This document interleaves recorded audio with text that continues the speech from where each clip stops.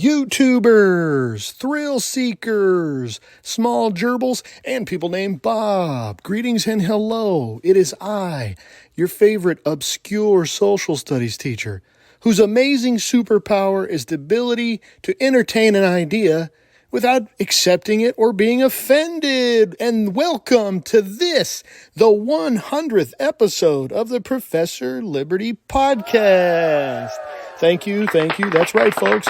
This is the 100th episode.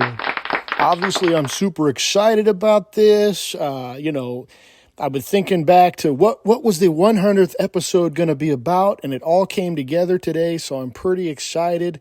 You know, we've been around as long as Uncle Joe's presidency. Come on, man. So, the Professor Liberty Podcast. Well, the Professor Liberty itself came around March 2016. That's when the Facebook page was launched. The first YouTube video for Professor Liberty was the June 5th D-Day celebration. That was 2016. And the podcast is about the same age as Uncle Joe's presidency. So it started back in 2021. February of 2021 with the number 1 episode. Me talking into the computer. I just wanted to try it and see what happened. You know, a friend of mine did a podcast. I thought about doing a podcast, and it just happened. But that first episode, that was all off the top of my head, folks. Go listen to it. Never surrender. I do not think there was a written script or an idea for that. That was just me and the microphone and 20 minutes of Professor Liberty. And a lot of the stuff you guys hear, the way how I talk, the jokes I make, right? The analogies that I bring forth. This is pretty much how I am in the classroom. Now, obviously, I have to be a little more, shall we say, politically correct and careful with things I say.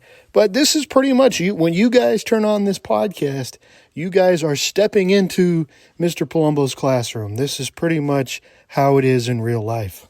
If anyone would like to email the show, the email is professorliberty1776@gmail.com. Matter of fact, I need to go check the email. That's professorliberty1776@gmail.com. Send me your questions, your comments, your concerns, your criticisms, your ideas for new shows, questions about old shows, whatever your heart desires, just send it to professorliberty1776@gmail.com. And you can always hit me up on Facebook. A lot of you guys hit me up on Messenger with ideas and comments and articles, and I appreciate that. And you can also hit me up on Twitter if you wish. You know, Facebook is where you'll find the more moderated Professor Liberty. Over on Twitter, I tend to be a little more pithy and to the point with my ideas and my thoughts. You know, there's a lot of words thrown around today. Words like racist, white supremacist, homophobic. And there's also terms like hate speech or people of color or equity and inclusion. I was going to say exclusion. Freudian slip there. All of these terms seem to be nonstop today, especially if you're on social media. Today, if you were on social media, you heard one of those words. And if you're anything like me, you've noticed that these words kind of have new meanings. They've kind of evolved.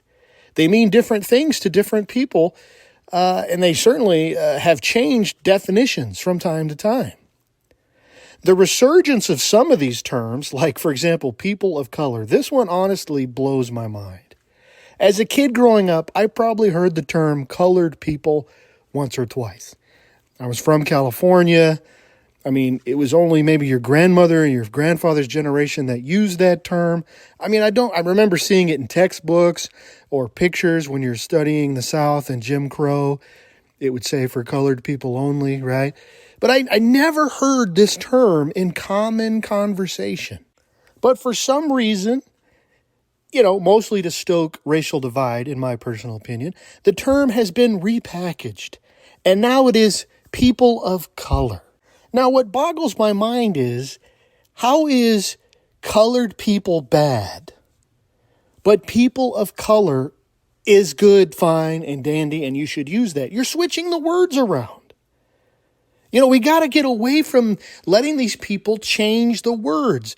Like midget. You can't say midget anymore. Well, Mr. Palumbo, that's offensive. Well, what should I say? You should call them little people. That's not offensive? There's another term or word that has been thrown around a lot lately, and as a history teacher, I take particular interest in this word. And the word is fascist. Not long ago, it used to be used as a pejorative against anything right-leaning politically. But here in the last 20 years or so, it seems to me, it has evolved into meaning any person that doesn't fully accept, venerate, and affirm hard left-wing doctrine. Like the terms I mentioned earlier, it seems the word fascist can be used in and out of context, and the definition can change based on the need at the time. In this modern era, the word seems to be related to a smear word like racist. Like the word racist today, the word fascist quickly appears in a conversation once the leftist knows someone isn't going to take their arguments and opinions at face value. You're going to have to, again, argue. Show me where I'm wrong. Now, of course, they don't want to do this, and I've mentioned this a couple times on Facebook. People don't really know what they believe past the third or fourth question as you probe them for why they believe what they believe. So fascist and racist normally show up in a conversation when you've asked about 2 or 3 questions and they don't know how to answer those questions. So ergo, you're a fascist. You see, boys and girls, in the modern vernacular, it seems that fascist isn't a political philosophy or someone who, supports a certain political philosophy. No. A fascist is someone who refuses to believe whatever the leftist swears is true. But what is fascism? And what is a fascist? So today we're going to look at that. We're going to look at the history of fascism. What is it? Where did it come from? And why are people on the right typically associated with the term? Today's episode is called, Will the Real Fascists Please Stand Up? Now, I can almost guarantee you that if I asked a class full of seniors, 12th graders, who created fascism, maybe 2 or 3 would say Adolf Hitler. But did you know that Hitler wasn't the creator of fascism? He may have made it famous or infamous. He may have made the concept of fascism a household name, but he isn't the founder. The founder of fascism is Italian dictator Benito Mussolini. Mussolini coined the term fascism in 1919, and it derives from a word, the Roman fasces. Well, what's a fasces? A fasces was a bundle of rods with sometimes it would have an axe blade emerging from the top. You guys have seen this if you've studied World War II, fascism, dictatorships, things like that. Now, if you're curious about what it looks like, just Google fasces, F-A-S-C-E-S. Now, be careful to spell it correctly, or else your Google images might be a little shocking, or shall we say rather stinky, because the word is very similar to feces. So make sure you spell it fasces, F-A-S. A fasces was the Roman symbol for magisterial power. So think of power of the state or the government. It's similar to the king's scepter or crown being the symbol of his authority. This is fitting since fascism at its core is all about state power and control, just like communism. But more on that later. Mussolini was an unruly child. He was known for being a bully at school. And in fact, he was kicked out of several schools. But he was a very intelligent boy. And he was able to pass his final exam for graduation quite easily. Mussolini was an avid reader and enjoyed philosophy the most. Most scholars would say that this deep dive into the philosophers is what helped him construct his otherwise nebulous political theory. Mussolini was kind of known as being very shape-shifting, right? Not holding on to too many convictions, except one, him being in power. His penchant for troublemaking and extreme politics got him arrested a time or two. And it's those extreme politics that would keep him in trouble with the authorities in those early years. It's also during this time that he became a well-known activist in socialist circles. That's right, folks. You heard it. Old Mussolini was a proud and active socialist before he became a fascist. As World War I began to creep across the continent of Europe, Mussolini began writing more and more political essays and articles advocating for war. Now, I do want to say at first he was an avid pacifist. He was against the war, but he's going to change his mind, and those nationalistic tendencies are going to creep in. And it's his call for war that's going to cause him to fall out of favor with those socialists. And they're eventually going to kick him out of the socialist ranks. He became editor of the propagandist newspaper called The People of Italy. And it was here where fascism was born. After the war, Mussolini, along with a motley crew of Republicans, revolutionaries, discharged soldiers, anarchists, just to name a few, formed the Fascist Party. It was around 1918 or so, just after the war's end. Remember, I said he coined it back in 1919. Now, to understand how fascism became so popular, we have to look at the environment in which it incubated. Many people were disillusioned after World War I. They were questioning everything from government systems to the economy, even the existence of God. What was the entire point of all that death? So blame for the old order, which, early 1900s is the last vestiges of the monarchy and imperialism, they're going to get most of the blame. The government, the ruling class, the kings and queens, they're all at fault. And this is exactly where we're going to find Mussolini. He blamed the weak and outdated government for its problems. He saw Italy's alliances as reasons for them to get into all that trouble, and he wanted to be Italians for Italy, Italy for Italians. And you can see where he advocated for a strong man to take the reins of the economy, to take the hearts and minds of the people, and to lead them into glory. Now, coincidentally, he thought he was the man to do that. You can see where the narcissism is coming in with this dictatorship thing. But he advocated for dictatorship. Now, in this country, when we hear dictator, it's like, whoa, hey, slow down. But let's talk about dictatorship for a minute, okay? Where do we get the word dictator? It comes from dictate, which means to speak or command. So a dictator is a leader who speaks and it's done. There's no arguing. There's no compromise. There's no checks and balances. There's no vetoes. There's just action.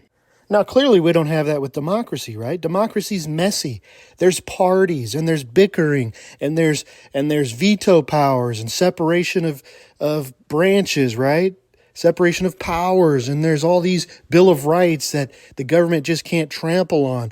And a lot of people saw democracy as it failed. They saw democracy as a failed form of government, certainly as far as the economy was concerned. So as we attempt to define fascism, we have to acknowledge first and foremost that its founder, the very person that coined fascism, wanted dictatorship, advocated for dictatorship. This is probably the number one characteristic of fascist philosophy is dictatorship. Now, let's talk about, I said the right. People on the right get claimed as fascist, right? They get labeled fascist. Are American conservatives, modern conservatives, people on the right, is that what they're advocating for? Have you guys heard anybody on the right wanting a dictatorship? Of the two political parties in America, which one do you think is more comfortable with strong-arm style government? Which party wants you to do it? It's a top-down approach. We said it, you do it. Stop questioning. Don't question the experts. Follow the science. Is that the people on the conservative side? I'm just wondering. Another clear characteristic of fascism is nationalism. We've discussed this before on the podcast. Nationalism is extreme patriotism. Now, I'm probably trying to thread the needle here, and I probably do this in class a lot. But I tell my students that nationalism has a racial component, but it doesn't necessarily mean it carries with it racism. Now, certainly this is where Adolf Hitler took his fascism. However, Mussolini's fascism, again, was more, about dictatorship and nationalism, but it wasn't so much the racial, pure race crap that Hitler was so obsessed with. Nationalism is on a spectrum, if you will. Actually, it's a staircase. Did another podcast on that. Maybe one day I'll get that in the textbooks. The nationalism staircase. Go check it out. But nationalism is kind of a spectrum, right? The more you go with it, then you get into this racism and master race and, But nationalism is just patriotism. You think your country's number one. Now, if you have a 98%, 95%, everybody's the same race, you have a very homogenous society, yes, I think nationalism can be a racial component. But I know people that, I was in the military, I was in the Navy. Growing up, you could be Mexican, black, white. If you're American, you can be proud to be American. Are they nationalist? Maybe, right? So nationalism can carry with it racial undertones. But what I'm trying to argue as I thread this needle is it's not necessarily guaranteed. It's also this idea of nationalism that caused Mussolini to break with the socialists. You see, communism, which is socialism, talks about a classless, nationless society. So on paper, the socialists aren't supposed to be nationalistic, right? We're all communists. We're all living this kumbaya, everybody has what they need, blah, blah, blah, right? Fortunately for us, nationalistic sentiments seem to have been hardwired in folks, and because of this, countries where communism was established, nationalism also reigned. Now, why do I say this is lucky for us? There was a time there, boys and girls, when China became communist, Russia was communist. That's a lot of people that all of a sudden became communists, and people in the West were worried that China and Russia were going to come together and become this giant communist enemy. And because of nationalism, Russians didn't like Chinese, Chinese didn't like Russians. They didn't play as nice as they could have, right? So that kind of helped out the West, at least during the Cold War. Okay, so fascism is dictatorial and nationalistic. Okay, we've established that. Well, what else? Well, let's keep going. Another aspect of fascism is censorship, intimidation, and control over media through propaganda. Both Hitler and Mussolini's fascism employed censorship, propaganda, and intimidation. There was no free speech. There was no freedom of the press. Mussolini had his mob of black shirts, which they would go throughout Italy, but definitely in Rome. They would riot, and they would destroy property, and they would beat people up. Does any of this sound familiar? A group of people going around intimidating other people who disagree with them? But I digress. Hitler used the same tactic with his brown shirts. Boy, censorship, intimidation, destruction of property, do these seem to be conservative characteristics? Are people on the right, or people who vote conservative, vote Republican, are they the ones doing these things? If we've been paying attention, over the past few years, this seems to be describing people on the left. There's nothing more fascist today than Antifa. So why are people on the right constantly being called fascist? Well, the answer is simple, even though I guarantee you most people that use this term have no idea why they're using it. The main connection people find with the American right and fascism is this idea of corporatism. You see, under fascism, there was still a semi-freedom of industry. There were still concepts of private property, sort of. And I say sort of because can you really have those things if your government is totalitarian? But I think we can see from the data that I've laid out here, surely fascism has more to do with the left than it does with the right. Look, folks, the political spectrum is really a continuum. It's not a line, it's a circle. And the further you go in either direction, you're going to end up in the same place. Authoritarian government. Fascism places all things under the state for the benefit of the state, just like communism does. And we noted the only real difference is minor aspects. Fascists believe in nationalism and communism doesn't. So they claim. Fascists allowed for some free enterprise and corporatism. Communism don't. But let me ask you a question. Does communist China have corporatism today? Absolutely. Fascism, like communism, is all about the state. Think instead of government of the people, by the people, and for the people, it's government of the state, by the state, and for the state.